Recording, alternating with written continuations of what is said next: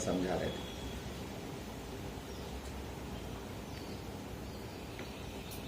कि आत्मा जैसी आत्मा वैसे ही परमात्मा।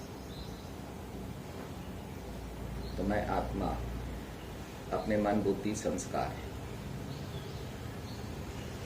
का संचालन करूं, है ना, ऑपरेशन करूं, यानी इनसे कुछ करूं और मुझे मालूम हो कि मैं किससे क्या कर रही हूं।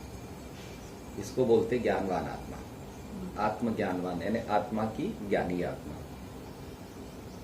और फिर उसको अपनी क्वालिटी पता रहती है कि जैसे आत्मा दिल से कुछ करती है, मैं ज्योति बिंदु आत्मा हूं और मुझे अपने दिल से कुछ करना है। अब मैं दिल से किसी से कनेक्ट होती हूं तो बहुत गहरे रिश्ते होते हैं और एकमात्र रिश्ते होते हैं। दिल में दूसरा कोई प्रवेश नहीं कर सकता, एक ही प्रवेश कर सकता है। और जो दिल में प्रवेश कर गया वही देवी देवता घराने की आत्मा है। जो दिल में प्रवेश नहीं किया वो देवी देवता घराने की आत्मा नहीं है। देवी देवता घराने की आत्मा दिलाराम बाबा का बच्चा होने के कारण सबके दिलों को छूती है ना। उसका कारण है कि वो पवित्र होती है, भोली होती है, सर्वंश त्यागी होती है और साथ साथ सहयोगी और सहजयोगी होती है। और सहयोग भी आदि मध्य अंत का देती है। ऐसा नहीं कि थोड़ा बहुत सहयोग देके ओम शांति कर लेती है, वैसा नहीं है। तब बाबा समझा रहे थे कि आत्मा को अपने दिल का संचालन करना आना चाहिए और उसको महसूस होना चाहिए कि ये मेरे दिल की क्वालिटी है। तब क्वांटिटी से दूर क्वालिटीज वाली आत्माएं तैयार होंगी। बाबा कहते हैं ना, क्वांटिटी तो बहुत हो गई, अभी क्वालिटी वारिस तैयार करो। वारिस तैयार करने में थोड़ा सा सहन भी करना पड़ता है, समझना भी पड़ता है, त्याग भी करना पड़ता है ना, और अपने को मोटिवेट भी करना पड़ता है। सबसे बड़ी चीज है कि इस ज्ञान में मोटिवेट करने वाला कोई दूसरा नहीं है। कोई मिल गया तो बहुत अच्छी बात है, नहीं तो हिसाब किताब वाली आत्माएं तो मिलेंगी। लेकिन मोटिवेशन जो होता है, आत्मा को खुद ही अपने आप को मोटिवेट करना पड़ता है और वो भी अपनी प्राप्तियों के आधार पर। और प्राप्तियों की जिम्मेदारी भी खुद की है। कुछ प्राप्तियां अपने लिए होती हैं और कुछ प्राप्तियां विश्व के लिए होती हैं। प्राप्तियों के लिए जो चीज आत्मा के पास नहीं है वो मिल जाए उसको प्राप्ति कहते हैं, और जो सबके काम की हो। तो आत्मा को अपने दिल को भी ऑपरेट करना आना चाहिए कि दिल से कैसे किया जाता है ना। दिल से करने के लिए सच्चा होना बहुत जरूरी है। सच्चा होना माने निस्वार्थ भाव से सच्चा होना। आपसी लेन देन है, वैश्य भाव या क्षत्रिय भाव, एक्शन रिएक्शन का खेल, ये दिल के रिश्ते नहीं होते यहाँ पर। दिल के रिश्ते तो परमात्मा पिता से आत्मा सीखती है कि दिलाराम बाबा आकर कैसे निस्वार्थ और निष्काम भाव से सेवा करते हैं। सब कुछ देने के बाद लेते कुछ नहीं। सुनाई पड़ रहा है सबको? कोई मतलब सुनाई पड़ ही रहा होगा। पढ़ रही है। ठीक है। तब बाबा समझा रहे थे कि जो दिल के रिश्ते होते हैं वो बहुत ही सच्चे रिश्ते होते हैं। जो दिल के रिश्ते होते हैं बहुत अपने रिश्ते होते हैं, और जो दिल के रिश्ते होते हैं बहुत ऊंचे रिश्ते होते हैं, गुणवान रिश्ते होते हैं, शक्तिशाली रिश्ते होते हैं। दिल में प्रवेश ही सिर्फ अच्छे लोग कर सकते हैं। जो कमजोर लोग हैं वो दिल की ऊंचाइयों तक नहीं उड़ पाते हैं, और दिल में प्रवेश करने के लिए उड़ान भरनी आनी चाहिए। दिल तक पहुंचना है तो देह छोड़कर उड़ान भरनी पड़ेगी, तब आत्मा दिल को छू पाएगी, नहीं तो दिल को नहीं छू पाएगी आत्मा। इसीलिए अगर दिल तक पहुंचना है तो हमारे को बहुत ऊंचा उड़ना पड़ेगा। जिसके दिल तक पहुंचना है वो आत्मा जिस ऊंचाई की है, जिस ऊंचाई पर उस आत्मा ने जीवन मुक्ति पाई थी, उस ऊंचाई तक उसको पहुंचना पड़ेगा। फिर बाबा समझाते हैं कि अपनी बुद्धि को भी ऑपरेट करना आना चाहिए। ये सब बड़ी महीन कर्म है और आत्मा गुह्यता और महीनता के साथ ही इस काम को कर सकती है। तब वो अपने आप को प्राप्ति स्वरूप महसूस कर पाएगी, तब उसका मन शांत रहेगा। नहीं तो हमेशा वो दूसरों से आशा लगाकर बैठेगी और आशा पूरी ना होने पर निराश होगी। ना वो दोष लगा पाएगी और ना समझ पाएगी कि मैं निराश क्यों हो रही। उसको समझ में भी नहीं आएगा ये बात कि मैं निराश क्यों हो रही। अपने मन से आशा लगाकर बैठी, प्राप्तियां नहीं हुई, है ना भाई। आशा पूरी करने वाली आत्माएं भी तो होनी चाहिए ना। बाबा ने बोला ना कि आप बाप की सर्व आशाओं को पूर्ण करने वाली आत्माएं हो, आशाओं के दीपक हो, कुल के दीपक हो। बाबा ने कहा है ना, तो सबके लिए थोड़ी बोला है ये। तो बाबा कह रहे थे कि अपनी बुद्धि से आत्मा क्या कर सकती है। इतनी छोटी आत्मा जो बिंदी है, बाबा ने उसको प्रकाश की बिंदी भी नहीं बोला, जो बिंदी है बोला। अब बिंदी में क्वालिटी क्या है कि वो दिल को ऑपरेट कर सकती है, यानी उतनी छोटी सी बिंदी से भावनाएं बाहर आती हैं। अब कमाल देखो उसके अपने दिल से, यानी उतनी छोटी सी बिंदी में रियल भावनाएं पैदा होती हैं। उतनी छोटी सी बिंदी में गुणों की लाइट पैदा होती है। उतनी छोटी सी बिंदी में शक्तियों की माइट पैदा होती है। उतनी छोटी सी बिंदी से मन बाहर आता है, संपूर्ण विस्तार बाहर आता है। अब देखो करें क्या, इसको बोलते कुदरत। ये गुह्यता है, आत्मा की गुह्यता। गुह्यता का मतलब होता है, जैसे कराची में एक साड़ी बना करती थी जो माचिस की डिब्बी में पैक हो जाया करती थी, शायद उसको मलमल की साड़ी कहा करते थे।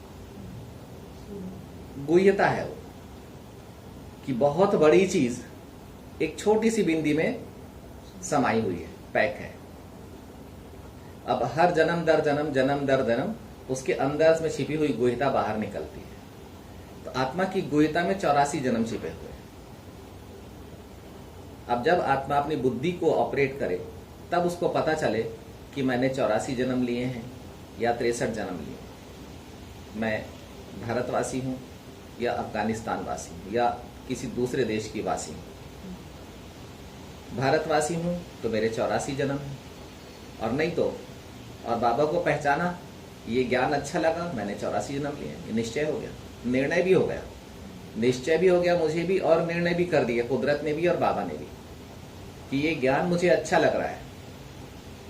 इस ज्ञान में मैं बहुत अच्छा मनन चिंतन कर रही हूं, मैं दृष्टा बनकर देख पा रही हूं।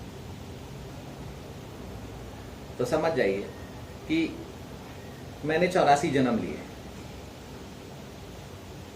और फिर उसको पता चलेगा कि हमारे कौन कौन है। क्योंकि 84 जन्म में आत्माएं सब जो अपनी आत्माएं थी, जब हम बाबा के ज्ञान में चलते हैं, बाबा को याद करते हैं, तो हम अपनी लौटती यात्रा में रहते हैं। यानी जिस रास्ते से हमने 84 जन्म उतरे थे, मैं आत्मा 84 जन्मों में उतरी थी, हार जीत सुख दुख को अनुभव करते हुए, अब उसी रास्ते से मुझे लौटना है।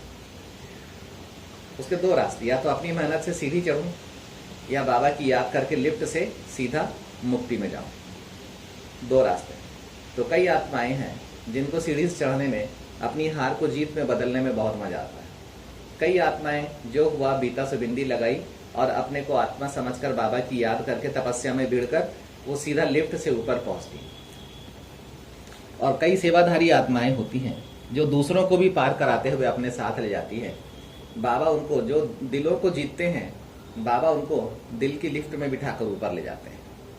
सबके दिल की दुआएं उनको मिलती है और उन दुआओं से आत्मा हल्की हो जाती है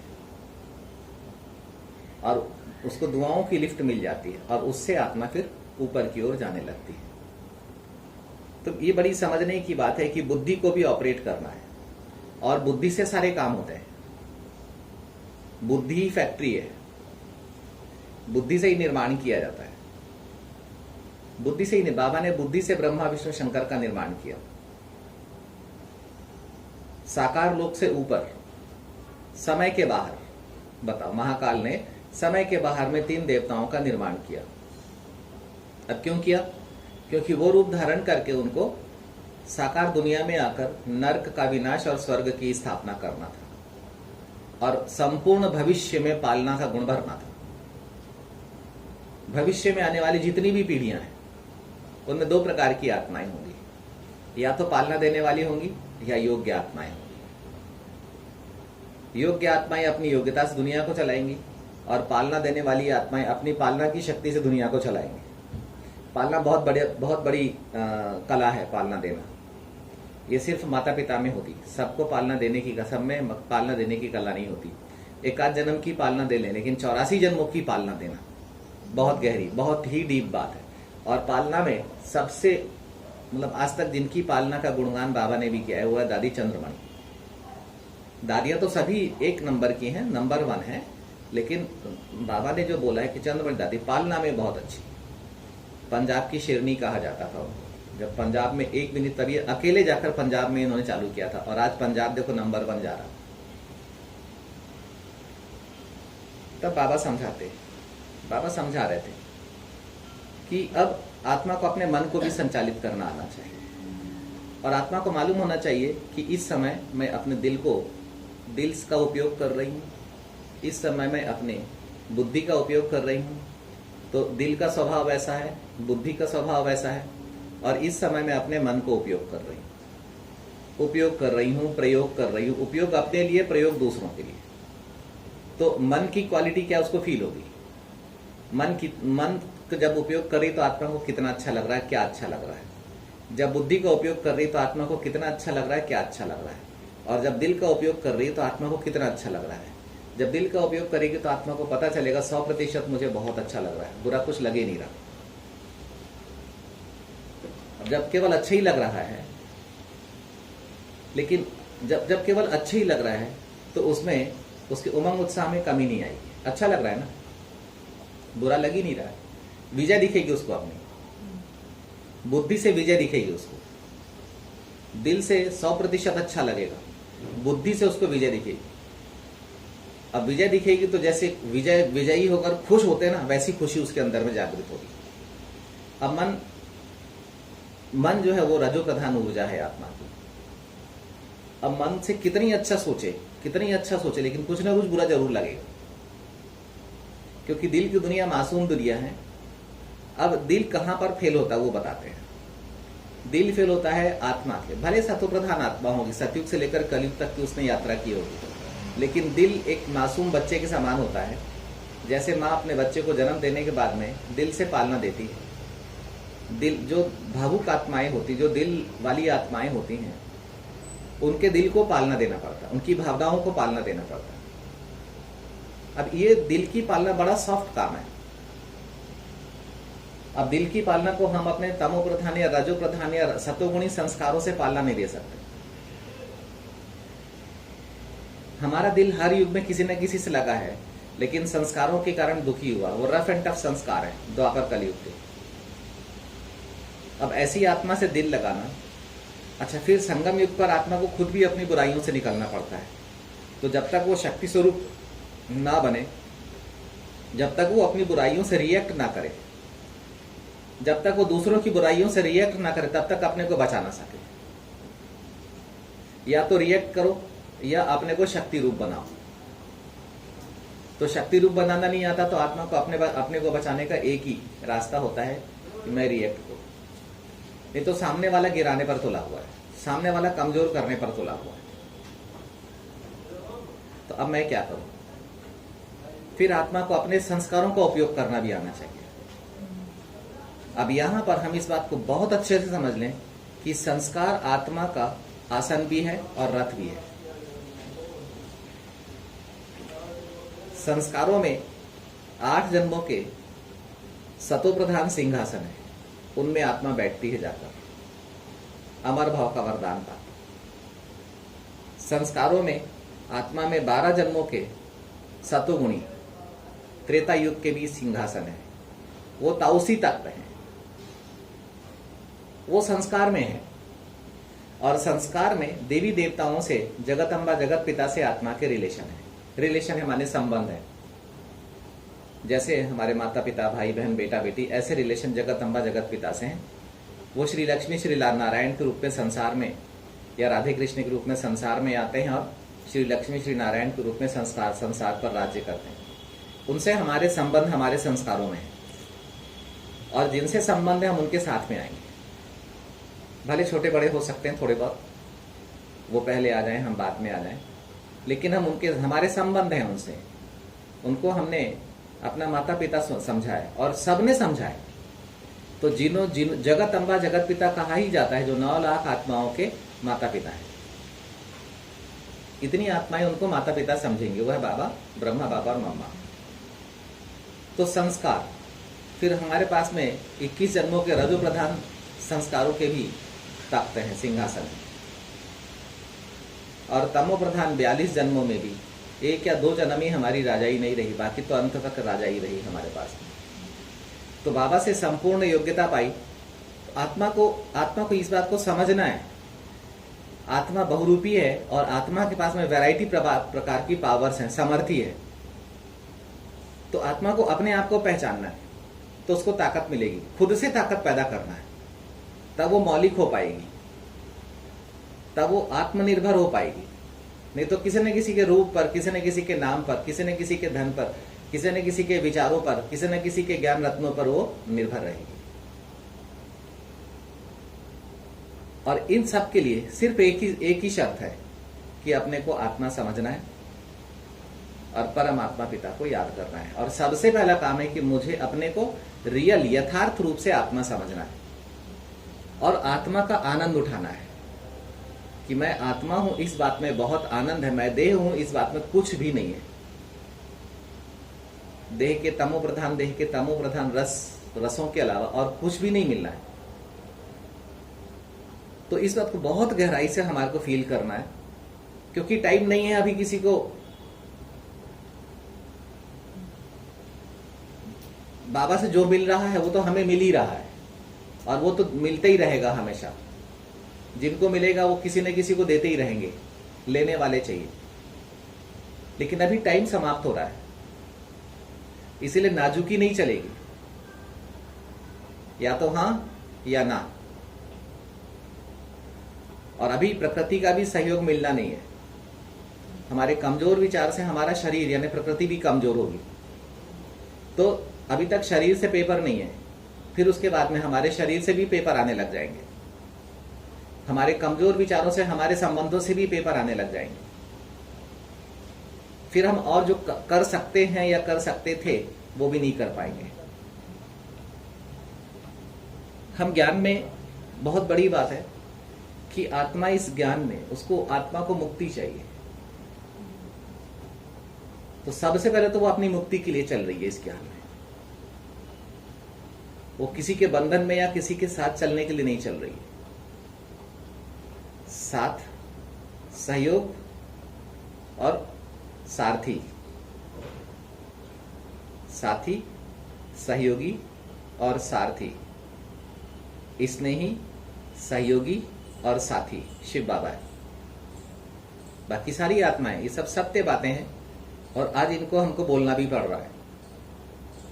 आज तक नहीं बोल पाते थे, ऐसा लगता था कि साथ निभाते चलो, सहयोग करते चलो, आगे जैसा होगा देखेंगे।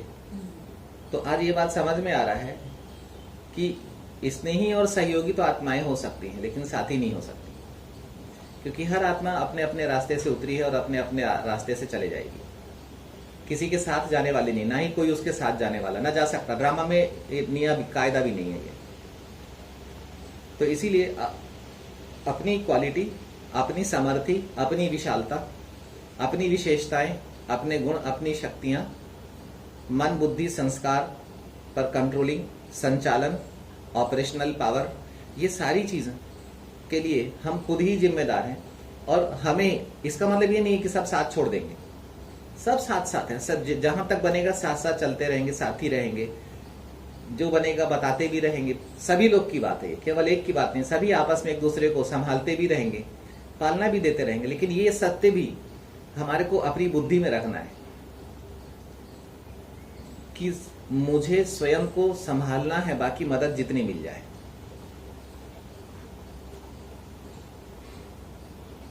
क्योंकि दूसरे को समझ में भी नहीं आएगा ना कि मैंने 84 जन्मों में क्या किया और मुझे किस क्वालिटी की कैसी मदद चाहिए, कौन से कर्म में मुझे मदद चाहिए जिससे मैं अपने कर्म से बाहर निकल सकूं। ये दूसरे को समझ में भी नहीं आएगा, एक ब्रह्मा बाबा और शिव बाबा के अलावा।